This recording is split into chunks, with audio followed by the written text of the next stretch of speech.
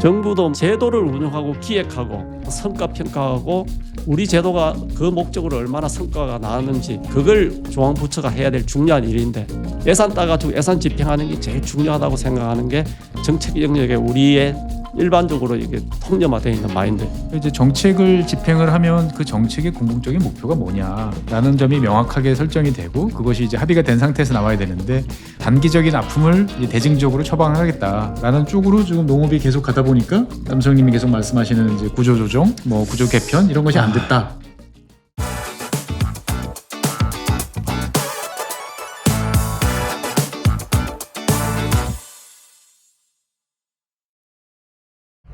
네, 안녕하세요. 농업지식 채널 짓다 전문가분들을 모셔서 이야기 나누는 농담 시간입니다. 지난 시간에 이어서 오늘도 김홍상 이사장님 오셔서 이야기 나누도록 하겠습니다. 안녕하세요, 이사장님. 네, 반갑습니다. 예, 그날 방송 나간 다음에 많은 분들이 댓글로 이제 옛날 이야기들을 이제 많이 이제 해주시고 그러셨는데 또 고생하셨죠? 답글 다시느라고. 아, 힘들었습니다. 힘들었고요. 예. 진짜요? 네. 아니 갑자기 내가 이게 노인네가 된 느낌이 돼가지고 정정하십니다. 우리 지도 교수님도 계시고 한데 아직도. 예. 어쨌든 지난 시간에 이제 한국 농업과 관련돼 있는 이제 과거, 특히 이제 1970년대와 관련된 이야기는 사실 어디 가서 듣기 힘든 그런 네. 이야기였는데 이제 이사님께서 풀어주시면서 여러 가지 이야기들이 많이 나왔던 것 같습니다. 지난 시간에 말씀드린 것처럼 이번 시간에는 이제 과거의 이야기는 과거의 이야기고 그때 이제 우리가 이제 90년대 중반까지 이야기를 했었죠. 네네네. 루아이 라운드 네네네. 관련된 이야기를 했었고 그때 고민을 토대로 해서 30년이 지난 2025년 현재의 농업 그리고 이제 미래의 농업을 한번 보는 그런 시간을 계속 이어가 보도록 하겠습니다. 이사장님께서 이제 지난 시간에 마지막에 되게 이렇게 여러 가지 회안에 대해서 말씀을 해주셨는데 그 고민을 놓고 2025년을 보면 어디서부터 이야기를 한번 떠가 볼까요? 보면.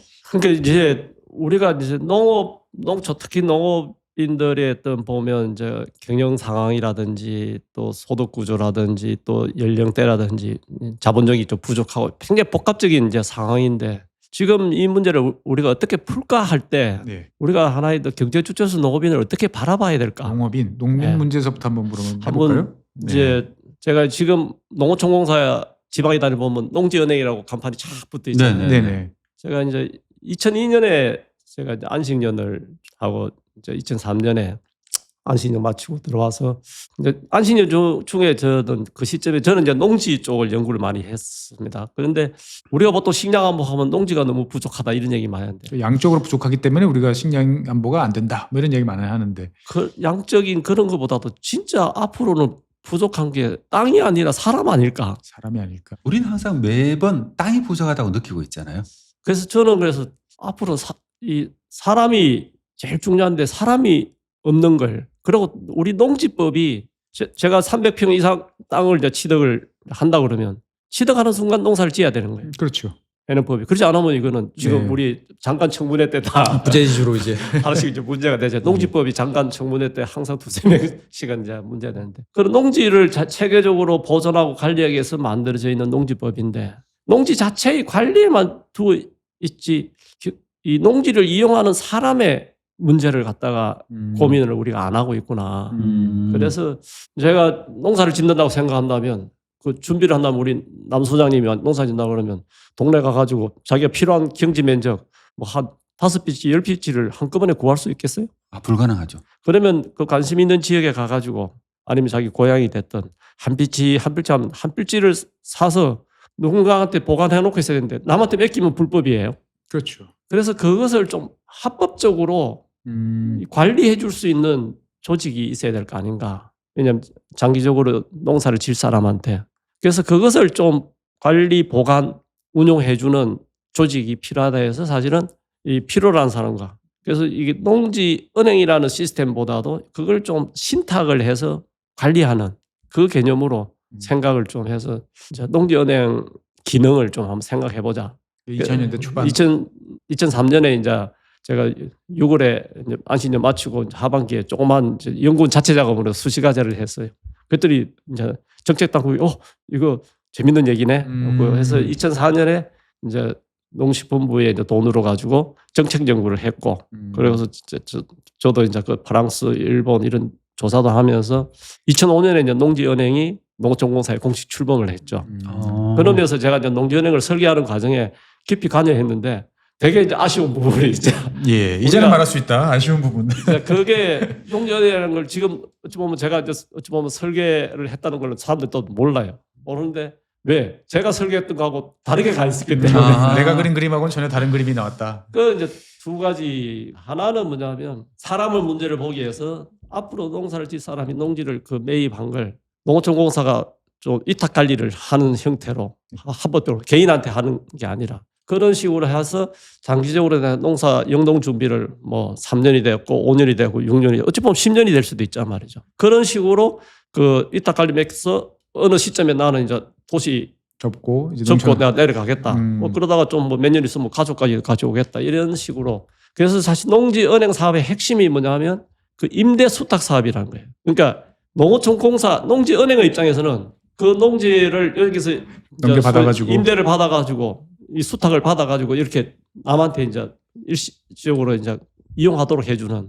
그리고 이제 좀 더 이제 소프트웨어적인 제도로서 이제 도시인이라든지 비농민 소유라든지 이미 뭐 이농하려고 하는 사람들도 바로 땅이 팔리는 건 아니니까. 그렇죠. 이제 그런 것을 농지은행에 맡기면 좀 규모화를 원하는 농가가 농지은행을 통해서 이제 땅을 임대를 하든 매입을 하든 이런 것이 이제 농지은행 시스템인데 임대수탁이라는 사업을 또 해보니까 농어촌공사가 그 관리를 하면서 수수료를 맡긴 사람한테 받아서 운영하는 거예요. 이제 그렇게 어찌 보면 농지은행의 시스템이고 우리 은행이라는 게 있잖아요. 예금금리, 대출금리, 예대 마진으로 먹고 사는 마진과 거. 그 수수료로 먹고 사니까 은행은 그렇게 운영돼야 되는 네. 시스템인데 정책 당국의 입장에서는 보면 이제 어찌 보면 농림부의 농지가에 해당되죠. 직접적으로 자기 예산이 안 들어가요. 그렇겠네요. 맡긴 사람이 내가 수수료를 내주는 알았어. 거니까. 그끼리 그러니까 정책을 하는 사람들이 정책과 제도 설계의 사회적 효과나 이런 쪽에 관심을 가져야 되는데 자기가 감사받을 일도 없고 예산을 집행해서는 감사도 받고 예산이 없어. 예산 들어가지 않고 그냥 굴러가는 사업이니까. 그러니까 뭐냐면 농어촌공사 사업으로 생각하는 거예요. 그런데 정부가 뭐냐면 매입을 해서 좀 비축을 해야 되겠다. 매입 비축 돈은 엄청난 돈이 들어가잖아요. 그렇죠. 그런 열심히 찾아봐요. 사실은 이 구조 개선에 해당되고 신규 창업농이 만들어지는 농지은행 임대수탁 사업은 관심이 없고 농어촌공사 너가 알아서 해. 이게 어찌 보면 정책을 하는 사람 입장에서도 사실 이 제도가 정책의 입장에서 굉장히 중요한데 우리 농업계는 재정 투입에 의존하는 행동이 너무 많은 거예요. 그러니까 시스템 전환을 생각을 안 해요. 지금도 제가 고민하는 게 세대 전환 농지 문제도 지금은 쌀 문제도 지금 사실은 내부적으로 그 토지 이용 구조를 재편해야지 되는 일인데 그건 힘들거든요. 근데 정부 돈 여서 의무 매입 좀 하고 전작 또 다른 작물로 심기 위해서 또 지원해주고 예. 그러니까 아무도 불만이 없죠. 근데 국가 세금은 엄청 나가는 거 아니에요. 그러니까 거기에 대해서 이게 농지 은행 하나만 봐도 우리가 시스템 전환이 굉장히 중요한. 그래서 제가 농지의 또 효율적 이용과 보존 관리가 농지제도의 핵심인데 그 농지법에 한계가 있기 때문에 그 농지법을 좀 더 앞으로 사람의 문제를 풀기 위해서 좀 시스템을 좀 도입하자고 한 게 농지은행 설계인데 이제 관심이 뭐냐면 그 시점에 딱 뭐냐면 농가 부채 문제가 생겼어요. 2000년대 초반에. 그러니까 이제 2004년에 이제 막 그때가 뭐냐 하면 또 쌀 관세한 문제가 또 민감했어요. 맞아요. 그러니까 이제 농민들 반발도 있고 그러니까 경영회생 지원 자금을 그 당시 뭐 이미 고인이 돼서 좀 하긴 한데 그 이제 농림부 장관이나 이런 분들이 이제 단체장 출신이고 하니까 농민들 지원을 좀 어떻게든 해야 된다 해가지고 경영회생 지원 자금을 해가지고 그 농지은행을 통해서 그걸 하면 좋겠네. 이게 빚이 많은 농민들의 땅은 뭐냐면 이게 소위 말해서 이제 입찰을 해가지고 경매에 넘어가잖아요. 예. 그러면 뭐 그 당시에 보면 한 63%, 64% 그 경매에 넘어가니까 예. 농민들 막 빚이 난 데다가 경매 가면 또 후리치지 그러니까 참 가슴 아픈 일이죠. 그런데 그걸 경영회생 지원 자금이 농지은행을 통해서 운영되려고 한다면 적어도 우리가 대한민국의 운영 시스템이 좀 더 합리적이고 사회적 공감대를 가지려면 제가 그때 얘기하기를 그 장관님이나 농민단체는 감정가로 내 땅 100% 보상을 해줘. 안 팔리고 있지만 예. 그 돈으로 내가 빚을 갚는다. 갚게. 그런데 이제 경영회생이라는 개념이 뭐냐면 그 빚을 갚고 나서 그 땅을 다시 살 수 있는 권리를 주는 거예요. 회생이니까. 요즘으로 말하면 이제 콜옵션이죠, 이제 보면. 예. 예. 그렇게 해서 돈을 주는데 제가 63, 4%의 경매가니까 100%의 감정가에서 85% 정도로 설계하는 게 맞습니다. 뭔 소리냐? 당신은 말에 경쟁만 해갖고 농민의 이 고통 받는데 기본적으로 애정이 없는 놈이면 이런 분위기예요. 싸해요. 그래서 결국 이제 100%로 100% 됐죠. 그럼 100% 되면 어떤 문제가 생기냐면 제가 빚이 조금 있든 많이 있든 예. 무조건 신청하면 유리해요. 그렇죠. 그래서 시스템이 바뀌는 게 아니고 빚 있는 사람이 모두 다 줄을 서는 거야. 그러면 그 선정을 누가 하겠어요? 농림부 담당자, 전문가, 농어촌 그 운영한 농어촌공사. 예. 그 직원들이 서류 심사 딱 해가지고 그 중에 빚 많고 뭐 한 사람들 우선순위가 쭉 되는 거예요. 그렇겠죠. 그러면 그렇게 하면 그 돈을 갚을 수가 없죠. 그렇죠. 그런데 63, 4% 아니라 85%가 되면 어떻게 되냐면 내가 한 15%의 돈을 날릴 수가 있는 거야. 그럼 그 리스크를 안아야지. 내가 선택을 경제 주체로서 내가 경영회생 프로그램에 갈 것이냐, 할 것인지 아니면 아니면 나는 아웃 할 것이냐. 이 청산을 하고 다른 직업을 이거 청산을 하고. 그러니까 우리가 보면 경제 정책에서 좀 아픈 얘기지만은 산업 정책에서는 이 구조 조정이라는 게 좀 과정이 그 아픈 과정에 변화가 있는 거거든요. 근데 그것을 농가가 가장 잘 알죠. 내가 능력과 노력하면 내가 회생할 수 있지 않느냐. 그런데 그 심사를 누구냐 하면 공무원이 공공기관에 있는 사람이 한다는 거예요. 그거는 우리 농정을 후진적으로 가져가는 지름길이 됩니다. 그 절대 그러면 안 됩니다.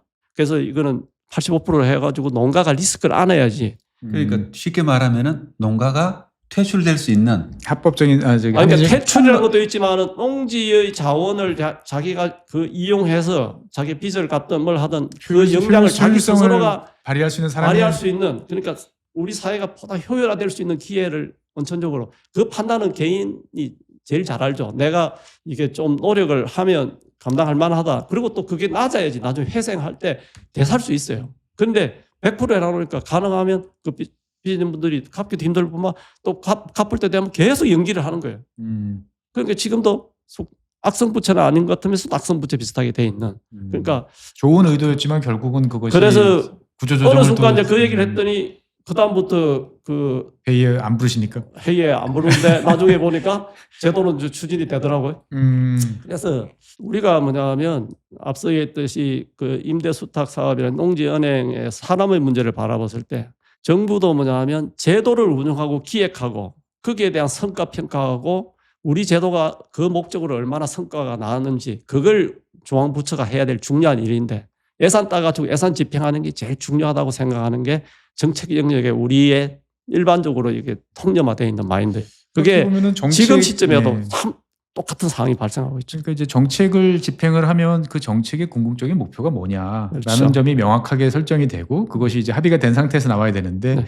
어떻게 보면 단기적인 아픔을 이제 대증적으로 처방하겠다라는 쪽으로 지금 농업이 계속 가다 보니까 어떻게 보면은 그런 남성님이 계속 말씀하시는 이제 구조 조정, 뭐 구조 개편 이런 것이 안 됐다라는 게 이제 농지은행에서도 또 드러나는군요. 제가 요 좀 구체적으로 설명을 하니까 좀 지루할 수가 있는데 사실은 지금 우리 현 단계 우리 구조 개혁의 숙제가 있는 건 사실인데 그걸 어떻게 풀 것이냐 얘기할 때 이 논의가 사실 출발점이 될 수도 있다고 봐요. 저는 이 말씀을 듣고 보면서 제가 느낀 건 뭐냐면은 현재도 똑같은 현상이 반복되고 있다고 생각해요. 그렇죠. 지금 또 구조 전환기인데 구조 전환하려 그러면 누군가가 이제 아픈 결정을 내려야 되잖아요. 네. 냉정하게 내려야 되는데 그래야 다음 단계로 가고 그러니까 우리가 이사님 말씀처럼 어디에 갈 건지 이제 딱 정하고 거기에 갈 수 있도록 아니면 거기에 이제 갈 수 있는 사람들이 갈 수 있도록 농지를 제대로 활용할 수 있는 사람이 활용할 수 있도록 이렇게 가도록 목표를 설정하고 견뎌야 되는데 농업계는 그걸 한 번도 안 한 것 같아요. 그렇죠. 그게 이제 아픈 부분인데 그렇게 하기가 힘들었던 환경이 뭐냐면 수익 개방이라는 FTA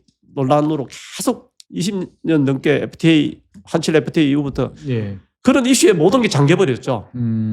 그러니까 뭔가 개방할 때 그러면은 조금이라도 피해가 가면 안 되니까 여기에 맞춰서 뭔가를 더 해줘야 돼. 그러니까 그게 농업계에서는 그러니까 그 피해 의식이 굉장히 깊게 이제 깔려 있어가지고 아마 그렇죠. 다음 단계로 못 가는 게 아닌가 싶더라고요. 이제 바로 이제 지금 우리 구조 개선을 해 나갈 때 경영의 문제에 관한 국가와 공공기관이 나설 게 아니라 경제 주체인 농업인이 판단을 하도록 시스템을 만들어야 되고 거기에 대한 그 정책적 지원을 자기가 받아서 성과를 내도록 하고 또 거기에 대한 리스크도 정확하게 짊어져야 되는 거고 이제 또 하나 생각하면 우리가 직불 중심의 농정 지금 지속한 농정하는데 원래가 이제 직불 문제가 쌀 문제부터 시작됐다. 파인 생산에 따른 여러 가지 문제. 쌀에 대한 어떤 그 이제 소득 안정, 가격 안정 이것이 맞물려 있던 것이 공익형 지불로 이렇게 전환하는 과정에서 그러면 정책의 목표가 달라진 거잖아요. 그러면 그 달라진 정책의 목표에서 가장 잘 작동할 수 있는 방법이 뭘까?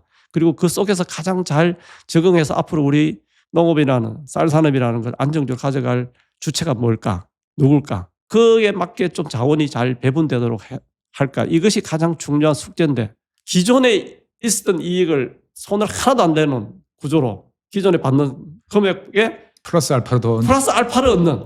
그래서 우리나라의 농정에서 제가 봤을 때는 이거는 농업인들이 들으면 좀 화날 부분인데 저는 돈이 부족한 문제가 아니라 네. 돈을 어떻게 쓸 것이냐 문제라 보거든요. 그러니까 이제 결국은 보면은 각각의 정책에 맞춰서 이제 정책 수단들이 동원이 돼가지고 네. 효과적으로 조합을 해야 되는데 가령 이를테면 이제 뭐 농민연금이다라고 그러면은 은퇴를 전제로 해서 그 토지가 이제 모아서 다음 세대로 넘어갈 수 있는 걸 전제로 네. 이렇게 돼야 되는데 우리는 어떻게 보면은 그냥 복지의 일환으로서 지금 퇴출이라는 개념은 없이 계속하는 그런 네. 느낌도 좀 있고. 저는 지금 보더라도 예. 마찬가지로 이제 좀 저는 수순에 대해서도 좀 문제가 있다. 순서에 대해서. 순서. 그러니까 예를 들면은 농민인데 이제 피해가는 게 분명히 있잖아요. 예. 보조금이 필요하면은 그럼 그다음 그걸 위해서 인센티브 제도가 또 같이 따라가잖아요. 그렇죠. 예. 근데 저는 가만히 보고 있으면은 이 인센티브 제도가 따라가는 걸 먼저 집행해 버리고 막상 이제 피해가 들어가는 부조금을 하려고 또 하면은 아 이게 이미 받은 거 받았는데 내가 왜 해? 근데 이렇게 될 가능성도 있잖아요. 그게 만약에 전략적으로 전체적인 그림이 있어서 그랬다면 저는 괜찮은데 전체적인 그림이 없는 상태에서 대중요법으로만 그냥 스텝이 꼬이는 상황이 반복이 되어 오는 게 저는 더 안타까운 것 같아요. 저는 지금 또 보고 있으면은 뭐 여러 가지 이제 농민을 위한다는 제도들이 만들어지고 있잖아요. 만들어지면은 분명히 현재에 있는 농민들이 좋겠죠. 70대, 80대 분들은. 그럼 저는 가만 보고 있으면은 그럼 이게 우린 미래의 농촌이나 농업은 어떻게 되는 건가? 다음 세대는 어떻게 되는 건가? 이런 고민을 하거든요. 그럼 그거에 대한 방향을 정한 다음에 어떤 플러스 마이너스를 같이 동원해 가지고 목표를 달성해야 되잖아요. 네. 그 목표가 뭔지를 농민들은 충분히 합의할 수 있을 것 같거든요. 거기에 맞게 무조건 좀 가야 되고. 그러니까 이제 그런 거에 대한 이제 우리가 그 사회적 대화랄까? 그런 게 소통 대화가 너무 없는 거예요. 그래서 아까 90년대에는 다 모여서 어떻게 보면은 밤 2시가 되든 뭐 3시간 6개월 만에 그래도 그만한 큰 그림을 그려냈는데 오히려 30년이 지나니까 이제는 그런 그림을 그려낼 생각도 안 하는 거 아닌가라는 생각도 요즘에 자꾸 드네요. 각자 이익이 있고 각자 추가적인 예산 확보해서 그 예산에 묻혀 있는. 그러니까 오늘 제가 이 농협 얘기를 자꾸 해가 옛날에 얼마 전에 우리 농정연구센터 농협 개혁 어떻게 볼 것이냐 하니까 그 타이틀이 앞에 뭐가 있냐면 잊혀져가는 농협 개혁 어떻게 볼 것인가. 잊혀져가는. 근데 제가 그 자장을 보면서 그 타이틀 제목을 보고 잊혀져가는 농정 어떻게 볼 것인가. 이게 더 정확한 답일 거다. 그러니까 농협이 뭔가가 우리 농업이라는 산업이 그리고 농민이 현장에서 생산하고 판매하는 과정에서 굉장히 중요한 역할을 해내야 되는데 좀 그걸 충분하게 못 해내고 있다고 이제 불만도 있고 그래서 농협에 대한 개선 여지가 많다. 개혁해야 된다 이런 얘기도 하는데 막상 현장 농업인이 그걸 요구하는 사람이 별로 없다. 그리고 젊은 사람들은 이미 농협이 아닌 경로를 통해서 유통을 이미 하고 있고. 그러니까 어떻게 보면 의제라고 등장하는 것들이 현실하고는 이미 유리된 상태에서 그냥 논의만 계속되는 또 이런 빡빡한 형태다. 왜 그럴까? 네, 왜 그런 거예요? 우리가 너무 뭐냐면 재정에 의존해서 돈을 배분하는 구조로 우리가 이제 임시응변적인 일들을 계속 반복적으로 하다 보니까 지금은 쌀 문제도 저는 그렇게 보는데 그러니까 그렇게 하다 보니까 그 순간은 넘어갔는데 미래가 안 보이는 거죠. 그러니까 돈을 부어 넣었으면 그 다음에 다음 스텝으로 넘어가 줘야 되는데 조금 전에 그거 농협 없다. 관련해서도 현장 농민 입장에서는 농협이 뭐 마트 운영하고 좀 연세 드신 분들 불편한 거 집집이 생활용품 배달해주고 예. 다 잘하고 있잖아요. 근데 개인이 유통을 해도 지금 떼돈 버는 건 아니지만 그래도 꽤 수입이 많아갖고 농민들이 힘드는데 저 유통하는 사람들이 돈 다 번다고 요거도 묻고 있는 판인데 농협이라는 그 거대한 조직과 시스템이 있는데 그게 적자가 난다는 게 말이 안 되잖아요. 그럼 생산자 단체로서. 그런데 은행에서 돈 벌어가지고 그 돈으로 경제사업을 하는 사실 생산자들의 핵심은 그 경제사업인데 네. 적자 사업이고 그거는. 그건 적자 사업이고 그리고 이 적자를 유지되는 게 다 농민한테 혜택이라 생각하고 그 농민한테 은행에서 벌어온 돈으로 메워주는 게 우리 농협이 얼마나 큰 일을 하고 있냐 이렇게 생각하는데 냉정히 생각하면 그때 우리 농정연구센터 세미나 때 발표자가 그 고리를 끊어야 됩니다. 경제 금융 사업에서 돈 벌어 가지고 경제 사업을 지원해 주는 이걸 당연하게 생각하는 걸 없애야 그렇지 된다. 않으면 개혁은 불가능합니다. 그게 아. 너무 우리가 익숙해졌습니다. 그래서 그런 얘기가 우리가 되면서도 조금 어찌 보면 참 답답하고 가슴 아픈 일이죠. 그러니까 현장의 농업인들은 살기 힘들고 정부 재원을 늘리자 이런 얘기를 하지만은 사실 정부 재원은 더 이상 늘리기가 정말 쉽지 않은 상황. 예. 전체 경제 구조도 쉽지 않지만은 돈을 어떻게 기존에 좀 불합리하게 쓰고 있는 걸 줄일 것이냐 여기에 대해서 그 고민을 사실 문재인 정부 초창기에 직불 중심 농정할 때 했었어요. 뭐 박진도 교수가 그 농특위원장하고 하면서 재정 분석도 하고 그랬어요. 근데 안 된 이유는 반발이죠. 기득권을 못 내는 거죠. 그러니까 이전에 우리가 좀 투입제 보조라든지 뭐 다양한 형태의 어떤 지원을 좀 줄이고 농가의 어떤 직불 중심으로 농정을 재정을 돌리자. 네. 손 하나도 안 대고 직불금 예산만 늘리는 것을 누구나 원하고 있는. 그렇죠. 사실 뭐 좀 할 수만 있으면 좋은데 그게 지속 가능하지 그래서 않다라는 것들은 다들 아는 그러다 얘기고. 보니까 사실은 직불제도 갑자기 그 목적보다도 퍼주기식이 돼버린 것처럼 비판을 받는. 예. 사실은 그러니까 이제 많은 분들께서 직불금에 대해서는 그냥 농민 복지제도 이렇게 이해하시는 분들이 사실 많은데 절대 그렇지는 않습니다. 절대 그렇지가 않은 건데 예. 오히려 그런 식으로 오해받고 또 농민들도 그러려니 하고 있고. 예. 그러니까 어떻게 보면 복지 사업의 일환으로서 보면은 뭐 직불금 당연히 받고 직불금 다 좀 모자라면 다시 거기다가 또 무슨 전환이라든지 그게 여러 가지로 이제 생각하시는 것 같은데 어떻게 보면 정책의 목표가 이 실종이 돼 버렸다. 그렇죠. 농촌이 갖고 있는 멘트 너무 좋으세요, 저 박사님. 가치가 참 있다는 것을 제대로 네. 보이기 위해서 공익형 직불이라는 것을 내세웠던 거 아니에요. 예. 그래서 어찌 보면 농민한테 살기 힘들게 보도 주는 게 아니라 농민의 그 역할과 활동에 대한 당당한 사회적 보상으로 생각해야 되는데 네. 그런 모습이 되지 않는 한 사실 직불금 돈 받는다고 해서 그 당당하지 않은 건 아니거든요. 우리가 어찌 보면 뭐 사회적으로 기여를 한다면 그 사회적 기여에 대해서는 당당하게 이 사회 시스템에서 보상을 해주고 또 그것이 지속 가능하고 반복적으로 확대되도록 권장해야 되는 거죠. 근데 그것이 안 되고 저기는 맨날 저 돈 달라 소리만 하고 이런 식의 문화를 이렇게 우리가 극복하지 않으면 점점 사회 경제 구조 속에서 농정 패싱이라든지 이런 거는 더 심화될 수 있다. 저는 이런 질문 드리고 싶은데요, 원장님인데. 그러면은 문재인 정부 때 어쨌든 이거 직불금 구조를 개편을 했잖아요. 목표 관리제를 없애고 이렇게 하면서요. 소농 직불제를 만들고. 그럼 그런 직불제가 만든 것들이 그러면 미래 농업을 만들어 가는데 도움이 되고 있는 제도라고 생각하시는가요? 저는 그렇게 애초에 그 설계 자체가 잘못됐다. 아니요, 그러니까 그 잘못됐다고 생각하지 않는데 운영 문제를 목적에 맞게 운영을 하면서 단계 좀 전략적으로 제도를 보완해야 되는데 기존의 틀을 손을 잃지 안 대고 가니까. 원망을 듣기 싫으니까. 그렇죠. 그러니까 아까 그 어찌 보면 그 경영생 지원 자금 같은 경우도 그냥 농가 지원을 이양하는 거 완벽하게 100% 해주지. 그러나 그 지원하는 것이 경영회생이라는 목적이 있다면 회생하고 그러니까 현재 돈 많이 주는 게 회생이 전부는 아니란 말이죠. 그분이 계속 그 땅을 효율적으로 이용하도록 또 이용할 수 있는 사람이 이용하도록 이용할 상황이 안 되면 사실은 다른 일을 하도록 그 길을 만들어 주는 게 더 나을 수도 있는데 그것도 그렇게 해서 사실 성공한 사람이 많죠. 그야말로 농업 정책은 있는 농민을 다 끌어안고 있어야 된다고 생각하는 사고. 이거는 지금은 오히려 농민을 더 늘려야 된다고 대부분 사람이 생각을 하고 있잖아요. 저는 그야말로 이제 농업인은 다양한 형태로 더 많아질 수 있다고 봐요. 그러나 우리가 이제 뭐 주요 품목이라든지 이런 거 보면 경영 혁신이 일어나야 되잖아요. 경영 혁신은 또 규모하고 연결돼 있잖아요. 그게 그렇기 때문에 지금 우리가 농업 경체 등록 한 184만 그리고 농업 총조사 보면 100만 저는 느낌에 그냥 어느 정도 좀 적극적으로 농사 짓는 분들은 한 35만 남짓 하지 않을까 이 생각해요.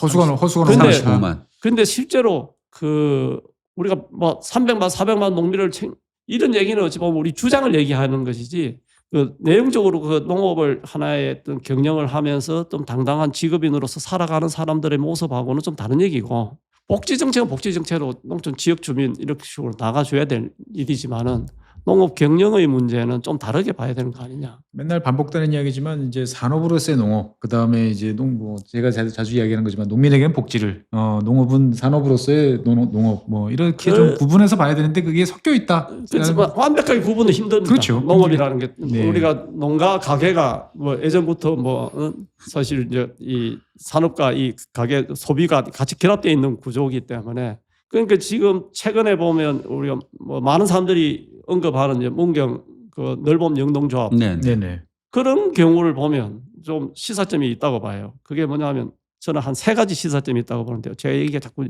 재미없게 길어지죠. 뭐 괜찮습니다만 일단 그 먼저 잠깐 여기서 시청자들의 이해를 돕기 위해서 늘봄 영농조합에 대해서 잠깐 설명을 한번 해주시면 좋을 것 같아요. 늘봄 영농조합에서 문경에서 최근에 이제 출범한 영농조합인데요. 뭐 좀 몇 년 되긴 했는데 최근에 이제 가끔 가다 좀 뭐냐면은 주변에 문경 지역이 고령화가 심해지니까 네. 그 지역에 있는 영농조합법인 하나가 그 80농가 정도에서 농지의 땅을 다 위탁을 받았어요. 그 110헥타르쯤 되는 거죠. 110헥타. 네, 그 110헥타르를 이제 법인 하나가 혼자서 농사를 짓는 겁니다. 이야.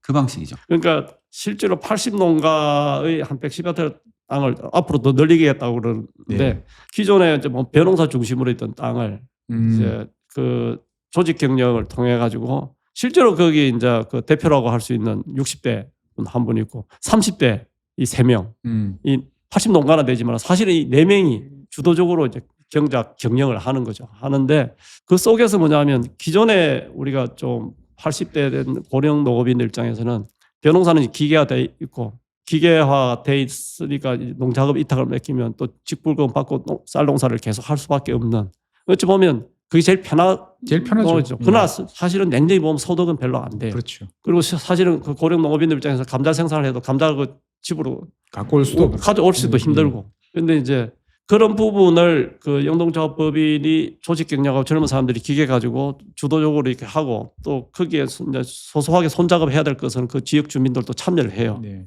이제 4사람이 주도를 하는데 그러면 토지를 예전에는 연세 드신 분 입장에서는 젊은 사람한테 농작업 개인적으로 맡겨가지고 이 위탁가서 적절하게 뭐 쌀농사 짓고 이렇게 뭐 한 해를 보내는 식인데 지금 젊은 사람들은 뭐냐면 콩 재배, 양파 뭐 이렇게 이제 결합돼 가지고 하니까 형지를 우리가 농지 면적으로 보면 이제 110헥타르인데 179%로 179%. 그렇게 이제 이모작이 있으니까. 그러니까요.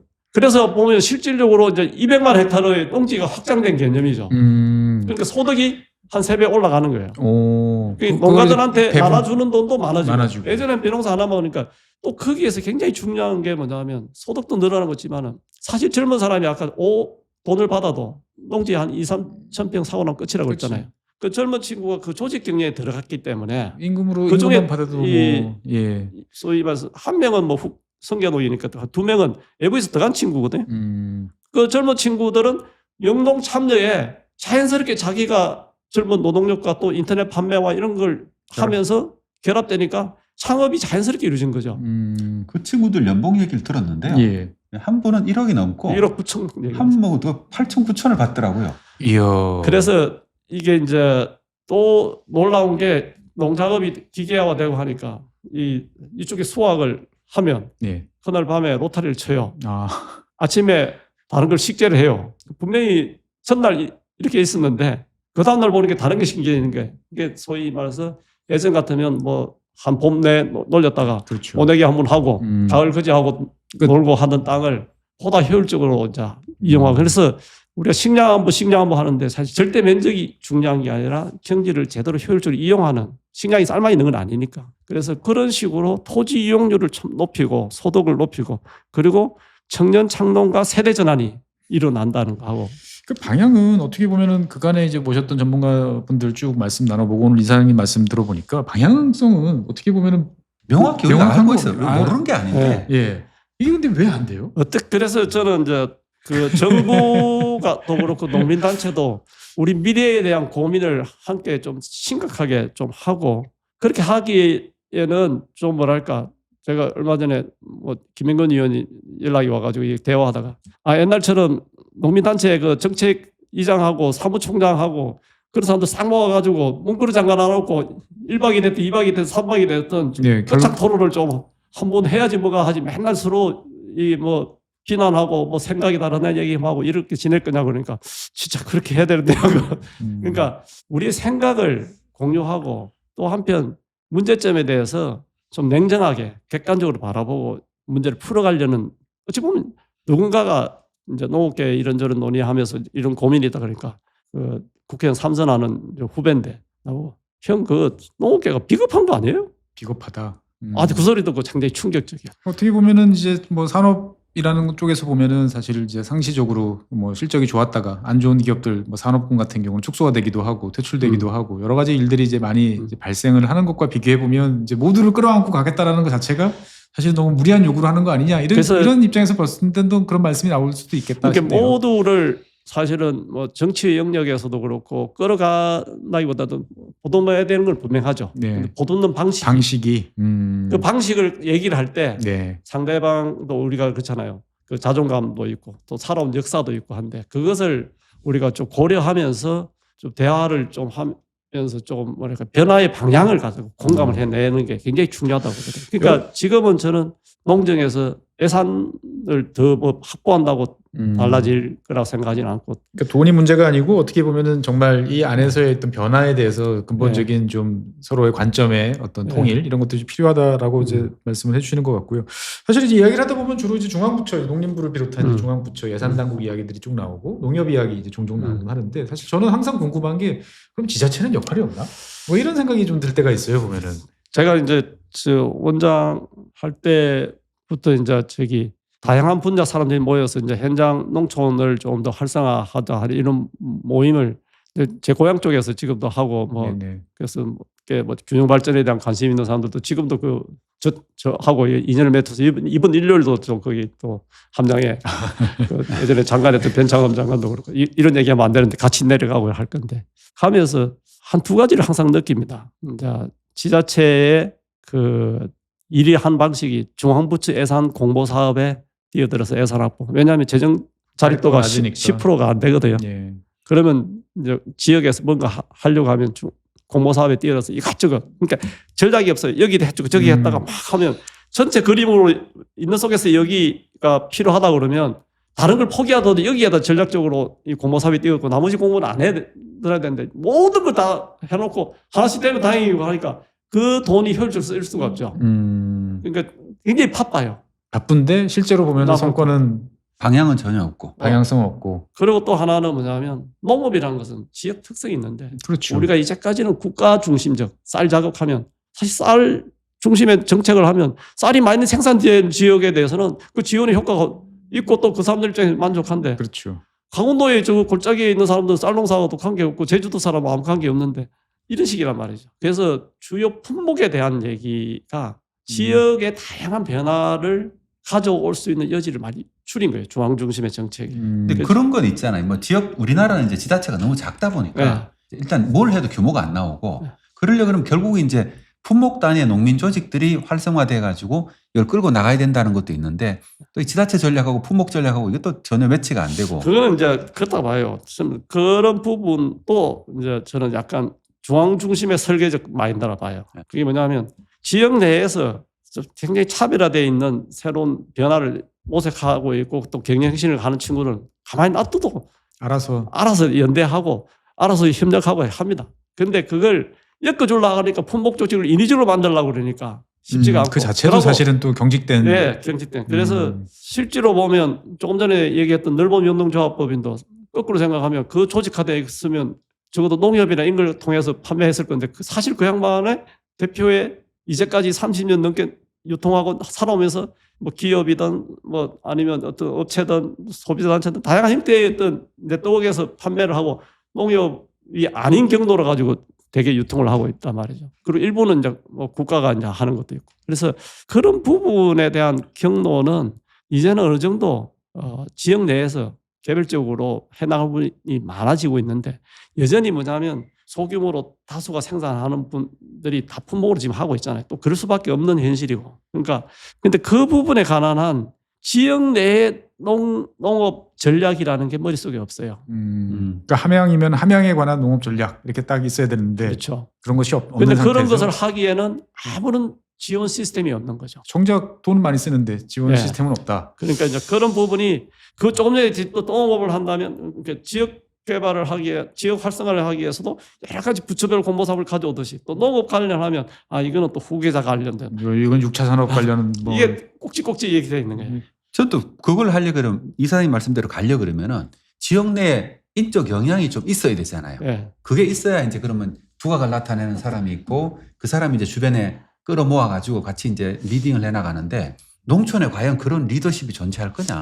그게 너무 근본적인 문제 아닌가요 보면은? 이게 안 되면 사실 그 개별적으로 뭘 성장할 수가 그러니까 없으니까. 바로 이제 그것도 자꾸 이제 그 우리 중앙 남 소장님도 굉장히 설계돼 있고 잘 디자인된 마인드가 굉장히 강한 거예요. 그렇죠, 그렇죠. 사실은 현장에 가보면 그 우리가 농지는 다 휴경되고 줄어들고 이런 얘기 하잖아요. 그런데 저 고향 같은 경우는 준상간이에요. 요새 가수나 이런 게 뭐 개방되고 논란도 있지만 한편으로는 사과나 이런 걸 보면 약간 그 언덕배기 위에 산 이런 데를 보면 저기는 좀 포크레인 집어해갖고 작업하면 사과 농사하기 참 좋을 텐데 이런 생각을 그 현지 사람들이 꽤 해요. 그런데 그런 곳을 개발하려고 그러면 농어촌 공사처럼 농지 기반 정비 쫙 하고 이런 게 아니라 그 소규모 이런 거는 아무도 해줄 거 개인이 해야 되는 거예요. 그리고 또 진입로를 만들려면 아무것도 없는 곳에서 지자체가 또 진입로 포장할 일도 없고 그래서 지역이 자원을 어떻게 이용할 것이냐. 농지 또 아까 얘기했듯이 절대적으로 부족하다고 그러지만은 끝없이 또 일부는 계속 전용될 거 아니에요. 그렇죠. 그러면 또 농지 부족을 채워야 될 거 아니에요. 그럼 관측도 안 하고 그러면 사실은 그런데도 휴경되는 땅이나 그런 땅들을 개간하면서 새로운 농업을 미래에 생존할 수 있는 농업들 형태를 농지를 만들어가는 역할도 있어야 되거든요.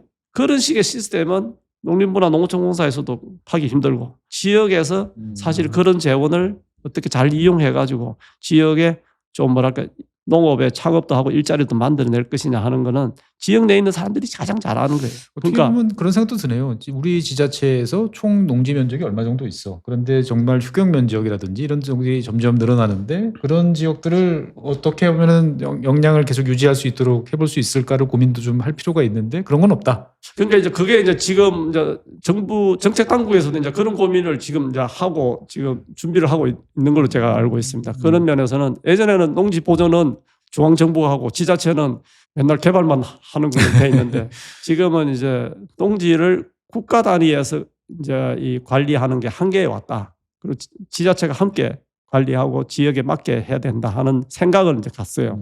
그러나 이제 지역이 그런 마인드가 지금 없었던 거죠.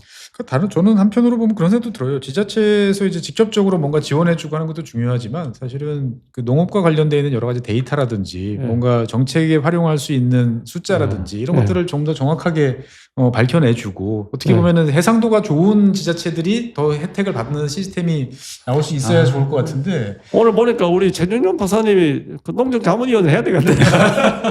아니 저는 그런 생각 되게 많이 들어요. 왜냐면은 KTX를 타고 다니다 보면은 예전에는 분명히 농경지였는데 몇 년 지나다 보니까 이제는 묵론이 되다 못해서 이제는 벌써 버드나무를 지나서 이제 완전히 이제 육지화되는 육생화되는 경우도 되게 많이 보는데 저런 것들에 대한 통계는 어디 봐도 없어요.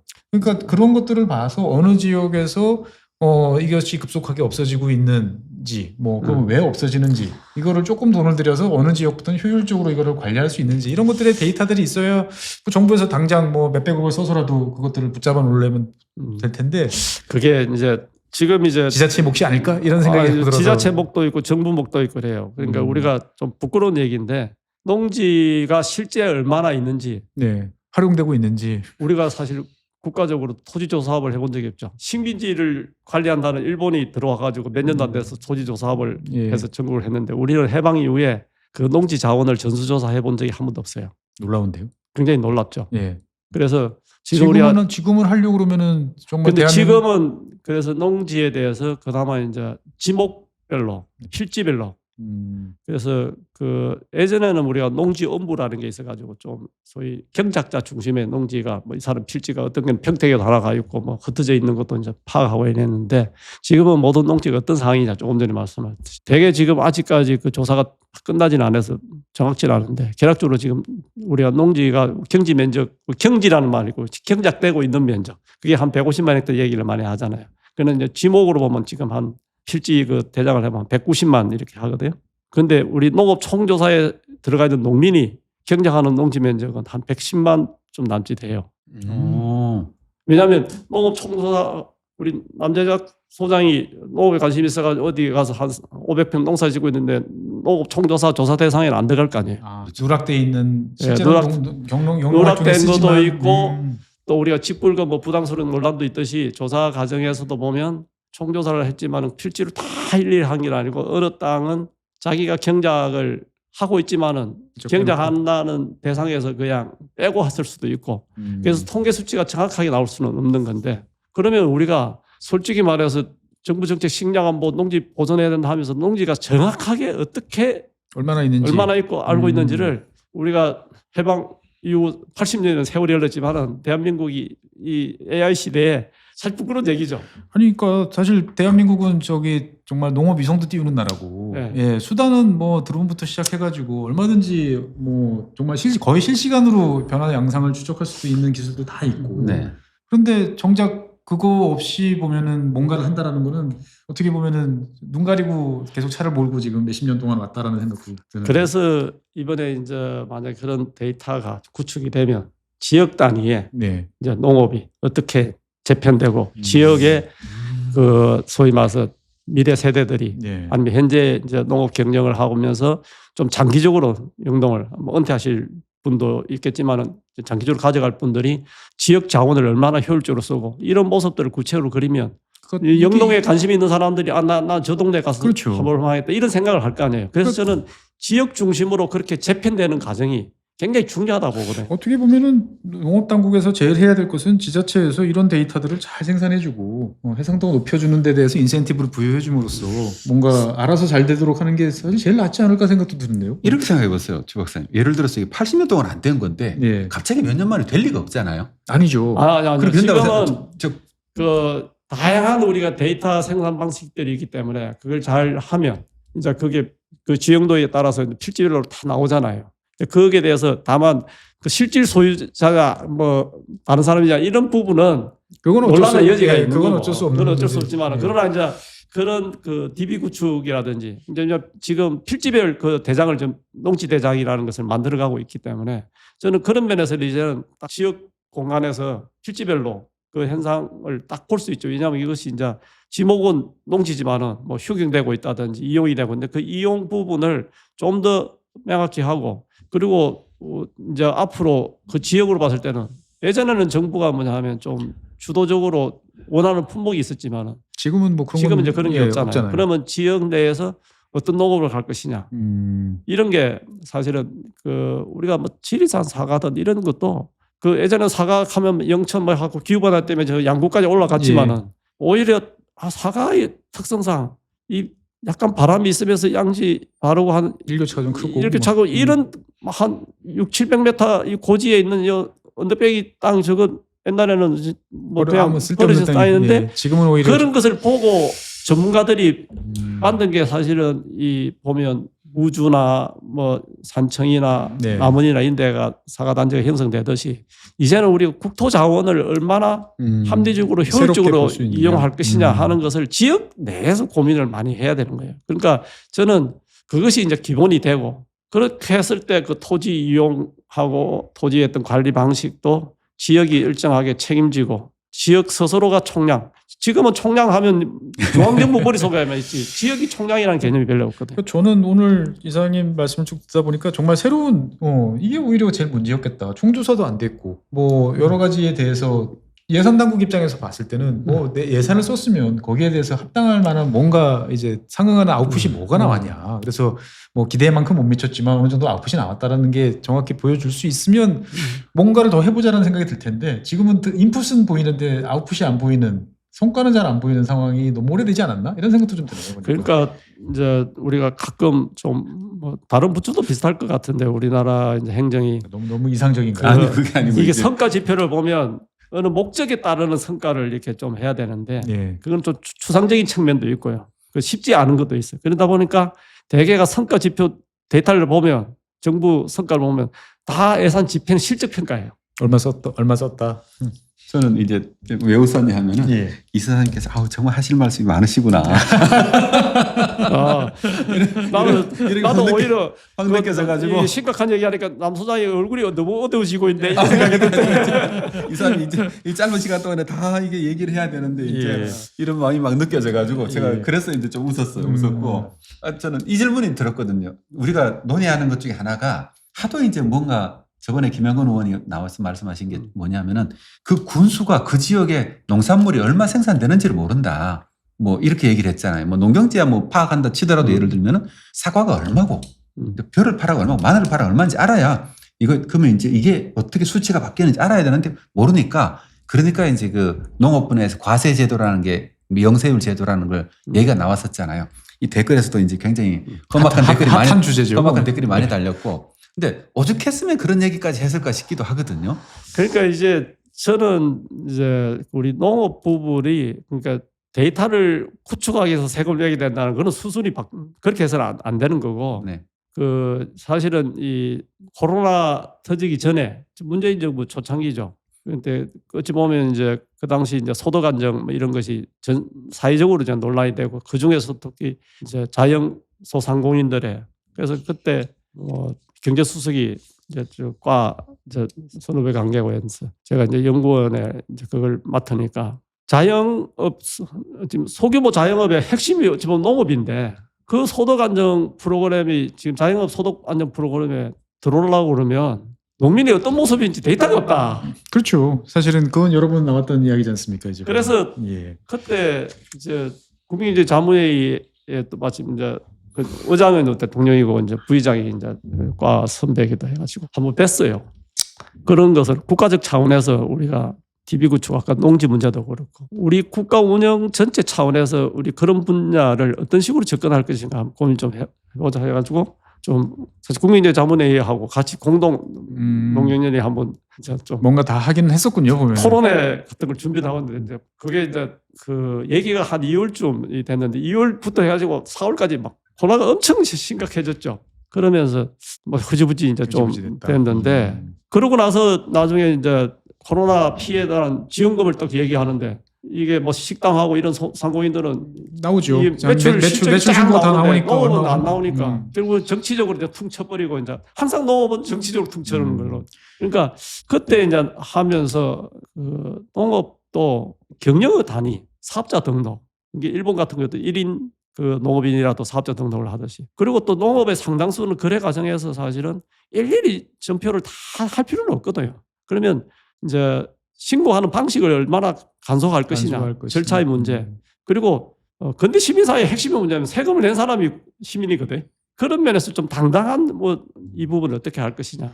그러니까 농가가 지금 뭐 너무 뭐 정보가 없다 해서 그런 게 아니라 좀 농업인들이 좀 당당한 직업인으로서 모습을 좀 지금 특히 젊은 애들은 그런데 민감할 것 같아요. 그래야지 사실 앞으로 후계 인력이 농업에 그냥 후계 인력들을 돈 없으니까 돈 지원하고 이런 문제가 아니라 진짜 이 모습을 어떻게 가져갈 것이냐가 우리가 한번 고민해 봐야 될 거라 생각이 드는데 그 부분에서 저는 이게 되게 이제 아쉬움이 좀 있고 또 하나는 이 세금 논의를 하는 순간 배가 산으로 가죠. 굉장히 이게 왜 그럴까?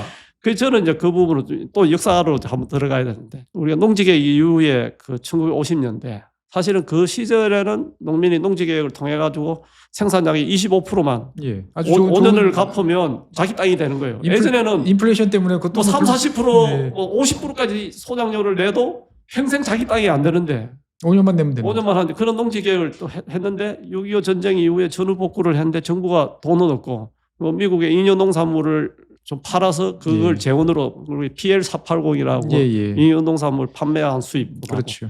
그리고 대충 자금이라고 농업인이 하는. 예. 가만히 보니까 이제 농지개혁을 통해서 자기 땅을 가지고 있으니까 임시토지수득세법이라는 걸 부과해요. 그 임시토지수득세법이 사실은 농지소득세 개념이에요. 근데 그 당시에는 인플레이션이 심하니까 현물 과세를 했었어요. 그러니까 농민들 입장에서는 옛날 다시 소작으로 돌아간 듯한 느낌이 들겠네요. 보니까. 상환금 25% 내야 되지. 예. 그게 또 한 24 내지 물가에 따라서 다른데 제가 그때 대충 추산해 보니까 24%에서 한 40, 한 5, 6% 정도까지 이 부담이 되는 거예요. 그러면 50%, 60%가 사실은 이 부담을 해야 되는 그 농사 지어봤자 그 절반 이상을 일단 국가에다 내는 식이 되니까 농민들이 머릿속에 소득세 세금하면 그냥 이게 근데 맞는 말씀이긴 한데 근데 그거는 벌써 사실 생각해보면 70년 전 이야기지 않습니까? 보면은. 70년 전 얘기인데 그 이후에도 그 이게 기억이 이제 수세 아, 폐지 그렇죠. 운동이라든지 예, 예. 농업인의 그 소위 권익 신장이나 이런 말 수없이 그런 일이 반복되어 나오는 게 머릿속에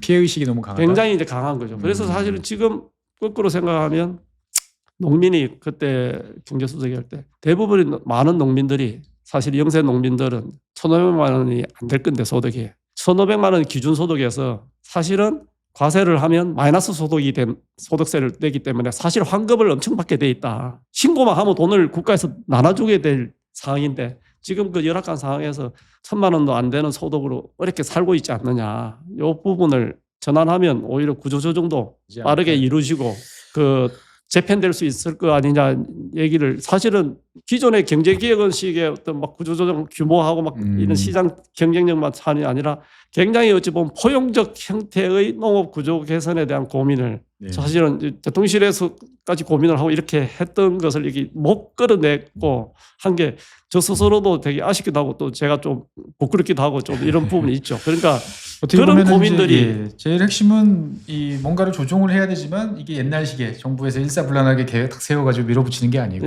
예. 지금 다양한 시도들을 하는 시도들이 거죠. 있는 것들을 받아 끌어안으면서 예. 그것들을 가지고 보다 효율적인 방향으로 가보자라는 여러 가지 아이디어들을 좀 종합하면 될 것 같은데 어떻게 보면 아까 저도 남소장이 너무- 말 맞다나 답은 있는데 어떻게 실행하느냐 하는 문제가 더 크죠. 근데 지금까지 이제 뭐 우리가 실행을 해보려고 노력을 별로 안 해봤다는 느낌은 솔직히 많이 들거든요. 원장님 말씀 많이 들어보면은 그런 노력들이 아마 경제학자들 사이에서는 있었는지 모르지만은 사실 농업계는 현장에서는 네, 그걸 과연 알까? 이런 논의가 가능할까? 과연 이런 논의가. 그게 거꾸로 생각하면 이제 뭐 저희 잘못도 있고 근데 현장 농업인들의 그 어찌 보면 단체 위주로 이제 우리가 의견을 이렇게 모아가다 보니까 그 이 아까 피해 보전이라는 그 FTA든 뭐 개방이든 네네. 이런 과정에서 그게 너무 뭐냐면 익숙해진 상태로 20-30년이 온 거예요. 30년 동안 그런 체제에 익숙하게 네. 그래서 지금은 재정 투입 아니고는 어떤 방법이- 것도 안 받아주는.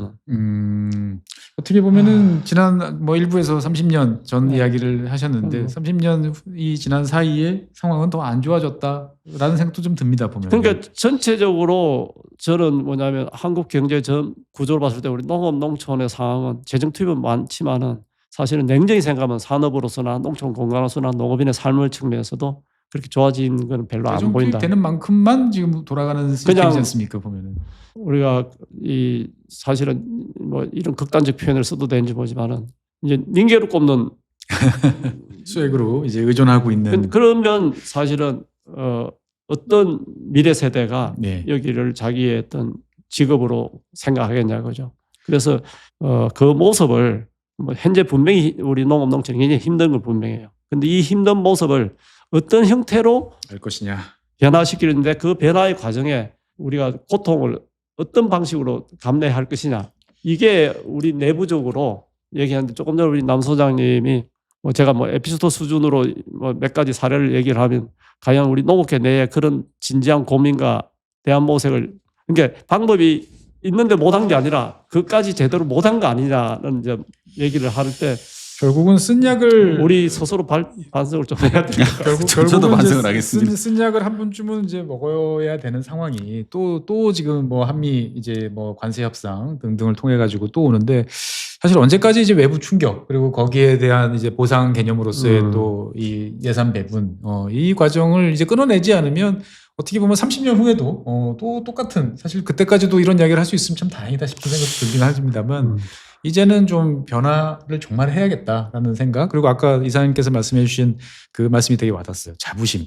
어떤 기본 직업인으로서의 사회의 어떤 일원으로서의 어떤 자부심을 느낄 수 있는 농민, 농업이라는 것들에 대해서 우리가 너무 소홀하지 않았나. 그냥 수혜와 배품의 어떤 대상으로만 우리가 보면서 스스로의 역량을 너무 좁히는 일을 좀 해왔다라는 생각이 드는데 남성님 어떻게 생각하십니까? 너무 동의하고요. 마지막 말씀인데 너무 가슴이 확 와닿네요. 예. 어쨌든 여러 가지 이야기들을 참 많이 해봤습니다. 뭐 이거 이상이 모시고 이야기를 뭐 앞으로 3번, 4번을 더 해도 아마 하실 이야기 많을 것 같습니다만 사실 그동안에 모셨던 다른 분들과는 좀 다르게 어떻게 보면 상당히 이제 회환, 기억 이런 것들이 많았던 시간인 것 같습니다. 보면. 오늘 회한을 많이 느꼈어요. 원장님 아, 말씀 그러신가요? 들으면서 예. 아 저걸 했었어야 되는데 저걸 못했구나. 그러니까 우리 이제 이런- 뭐 인터넷 용어로 이제 껄무새라고 그럽니다. 이제 아 그게 뭔가요? 할 걸, 투자할 걸, 살 걸, 뭐 이제 이런데 어, 농업에서 보면은 지난 30년 동안 우리는 너무 할 걸, 했을 걸, 한 그게 너무 앞으로도 많- 계속 그럴 것 같아요.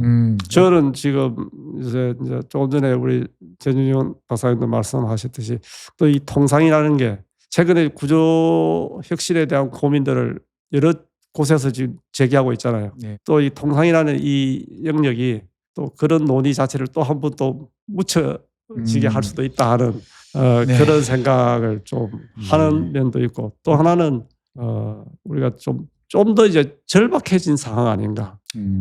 그러니까 이게 30년 동안 막 이 우리 농촌이 이 변화해 오면서 힘들어지고 한데 이제는 더 이상 더 이상 이렇게 아니다. 어찌 보면 뭐 최근에 뭐 김영건 의원이나 이런 분들이 그런 얘기를 하는 게 어찌 보면 그분도 이제 평생 뭐 노동노동 하다가 뭐 또 예. 농민운동을 했지만은 해오면서 내가 지금 시점에 이건 아니지.